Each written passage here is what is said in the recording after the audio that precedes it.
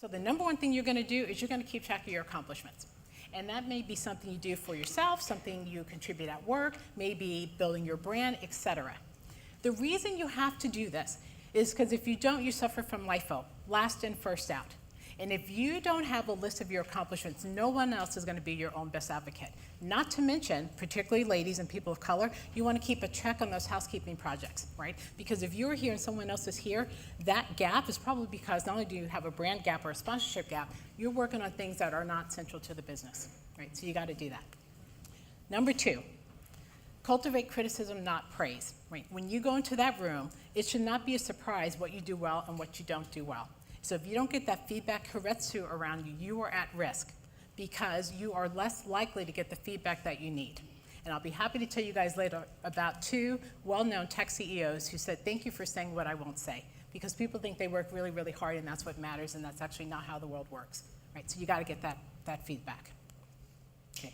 Number 3, you have to do your research. Right? It's not taboo to know what you're worth. So you have to go to the sites, and ladies in particular, you got to talk to people, right? Men typically don't have an issue with talking about salary, but women do. When I was a venture capitalist, if I didn't talk to people, I would have been I wouldn't even been on the registration map of salary, right? So you got to talk about it.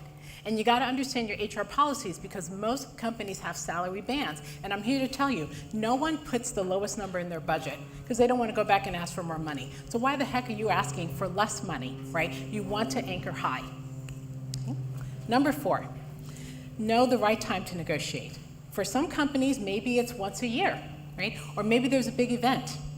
Or maybe you just did something badass, right? And now it's time to go in there, right? Or maybe you're presented with another opportunity. And it's not that you're shopping it, but maybe it's like, gosh, I really love it here. This opportunity came up. What can we work on, right? So timing sometimes is everything. Number 5, be strategic, right? I think a lot of people fail because they just go in with full of emotion. No, you gotta have a strategy down cold, right? So you're coming prepared not only for that 1 hour, but you're negotiating a base for what's gonna come after that, right? So what do you need in the next position? Title, salary, resources, right? You got to think beyond that 1 hour. It's like begin with the end in mind. I always tell people win first and then figure out how you're going to get there. Okay?